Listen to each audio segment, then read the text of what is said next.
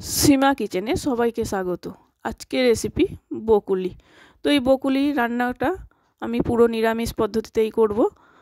তো এই বকুলিটা রাতে ডিনারে রুটি, পরোটা, লুচি সবটার সঙ্গেই খেতে পারেন এবং খুব দারুণ লাগে। তো দেখা যাক আজকের রেসিপি। তো তার জন্য এখানে আমি একটা বড় সাইজের বকুলি নিয়েছি। অনেকে বকুলি বলে, অনেকে আবার সবুজ ফুলকপিও বলে। তো বকুলিগুলো কেটে নিয়েছি, একটু গরম জলে সিদ্ধ করে নিচ্ছি। যদি বকুলির মধ্যে পোকা থাকে তাহলে বেরিয়ে যাবে। তো সিদ্ধ করা হয়ে গেছে। কড়াই 2 চামচ সরষের তেল দিয়ে দিলাম। তেলটা গরম হয়ে গেলে বকুলিগুলো ভেজে নেব। সামান্য একটু লবণ দিয়ে দিলাম, দিয়ে ভালো করে বকুলিটা একটু ভেজে নেব। এই বকুলি রান্নাটা নিরামিষ দিনেও বানিয়ে খেতে পারেন, স্বাদ হয় দারুণ।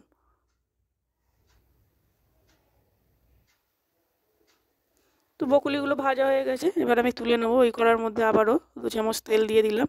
তেলের মধ্যে একটা তেজপাতা, 2টো শুকনো লঙ্কা, 3টে ছোটো এলাচ আর 1 টুকরো দারচিনি দিয়ে দিলাম। এটা একটু ভাজা হয়ে গেলে, মানে এর থেকে ভালো একটা গন্ধ বেরিয়ে গেলে, তখন আমি কেটে রাখা আলুগুলো দিয়ে ভালো করে একটু ভেজে নেব।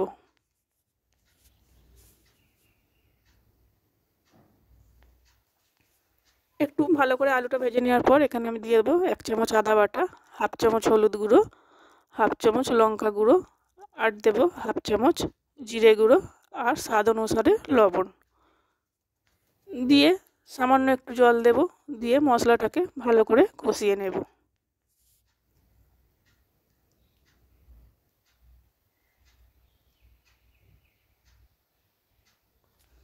এইভাবে মশলাটা একটু কষিয়ে নেওয়ার পর এখানে আমি 5 থেকে 6টা কাজু বাদাম আর 1 চামচ পোস্ত বেটে রেখেছিলাম, সেটা দিয়ে দেব। দিয়ে আবারও এর সঙ্গে ভালো করে মিশিয়ে নেব।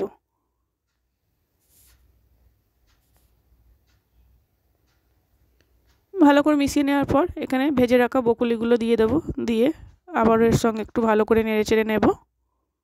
এইভাবে বকুলি রান্না করবেন অবশ্যই বাড়িতে, খেতে কিন্তু খুব দারুণ হয়। আর বানানোর রিকোয়েস্ট রইল।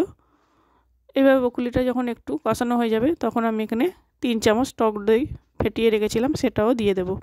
দিয়ে সামান্য, মানে 1/2 চামচ একটু চিনি দিলাম টক দইটা ব্যালেন্স করার জন্য। দিয়ে আবারও ভালো করে নেড়েচেড়ে নেব।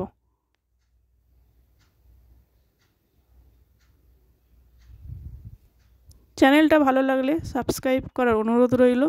আর এইভাবে বকুলি বাড়িতে অবশ্যই একবার ট্রাই করার রিকোয়েস্ট রইল। তো এখানে আমার কষিয়ে নেওয়া হয়ে গেছে নেড়েচেড়ে। এবার এখানে আমি 1/2 বাটি জল দিয়ে দিলাম। এবার 5 মিনিট হতে দেব, যাতে আলুটা সিদ্ধ হয়ে যায়। তো 5 মিনিট পর ফিরে এসেছি। দেখুন রান্নাটাও কত সুন্দর হয়েছে, দেখতেও খুব সুন্দর হয়েছে। তো চলে আসবো পরের কোনো রেসিপি নিয়ে।